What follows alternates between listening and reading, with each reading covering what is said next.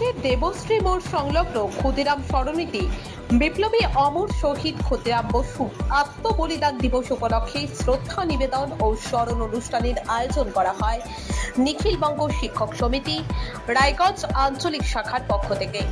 এদিন ক্ষুদিরাম বসুর আবক্ষ মূর্তিতে পুষ্পার্ঘ্য অর্পণ করে শ্রদ্ধা নিবেদন করেন সংগঠনের কার্যকর্তারা।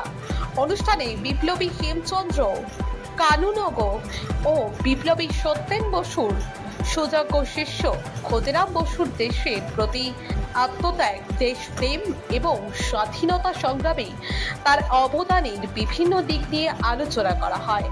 সংগঠনের পক্ষ থেকে জানানো হয়, ক্ষুদিরাম বসুর মতো বীর বিপ্লবীদের আত্মত্যাগ ও দেশপ্রেমের ইতিহাস নতুন প্রজন্মের কাছে তুলে ধরাই এই ধরনের অনুষ্ঠানের অন্যতম উদ্দেশ্য।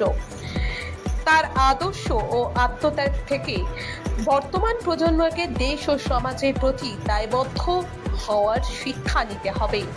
অনুষ্ঠানে নিখিলবঙ্গ শিক্ষক সমিতির রায়গঞ্জ আঞ্চলিক শাখার বিভিন্ন কার্যকর্তা ও সদস্যরা উপস্থিত ছিলেন। আমার নাম শুভজিৎ। আজকে 11ই আগস্ট অমর শহীদ ক্ষুদিরাম বসুর আত্মবলিদান দিবস। আজকে দিনটা আমাদের আপামর ভারতবাসী তথা বাঙালির জন্য খুব আবেগঘন একটি দিন এবং খুব গুরুত্বপূর্ণ দিন। আজকের দিনটাকে আমরা স্মরণ করে নিখিলবঙ্গ শিক্ষক সমিতি রায়গঞ্জ আঞ্চলিক শাখার তরফ থেকে ক্ষুদিরাম বসু অমর শহীদকে শ্রদ্ধাঞ্জলি নিবেদন।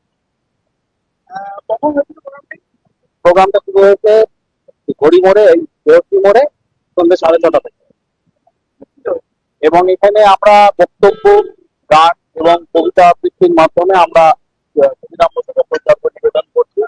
আসলে এই মুহূর্তে আমাদের বাঙালিদের মধ্যে যে বিপ্লবী চেতনা রয়েছে, সেই বিপ্লবী চেতনা যত দিন যাচ্ছে হয়তো সেটা লুপ্তপ্রায় হয়ে উঠতে বসেছে।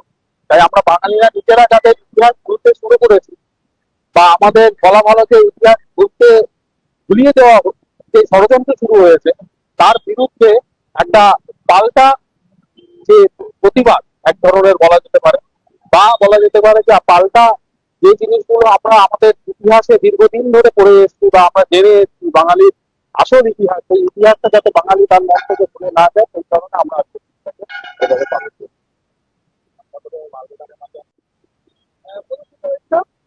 শুরুতে আমরা মাল্যদান করেছি আমাদের ক্ষুদিরাম বসুর প্রতিকৃতিতে, তারপর আমরা উদ্বোধনী বক্তৃতা শুনেছি এবং তারপর আমরা দেশাত্মবোধক গান এবং কবিতা আবৃত্তির মাধ্যমে আজকে রায়গঞ্জ থেকে গৌরব ভট্টাচার্যের রিপোর্ট, রায়গঞ্জ টিভি। আগস্টের সবথেকে বড় অফার শুরু হয়ে গেছে এখন রায়গঞ্জ রিলায়েন্স ডিজিটালে। আপনার পছন্দের mobile, laptop, smart TV, fridge, AC, washing machine সবই এখন সবচেয়ে কম দামে। এই মাসের বিশেষ অফারগুলো হলো সম্পূর্ণ free home delivery, no cost EMI ও আকর্ষণীয় ব্যাংক অফার।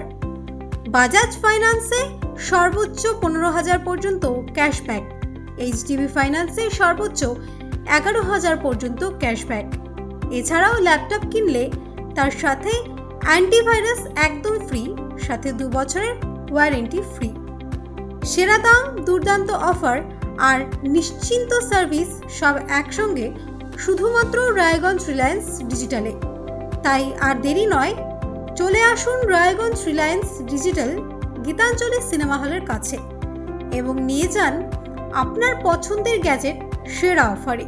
স্টোরটি প্রতিদিন সকাল 10টা থেকে রাত 10টা পর্যন্ত খোলা থাকে। রিলায়েন্স ডিজিটাল, বড় অফার, সেরা দাম আর একদম ফ্রি হোম ডেলিভারি।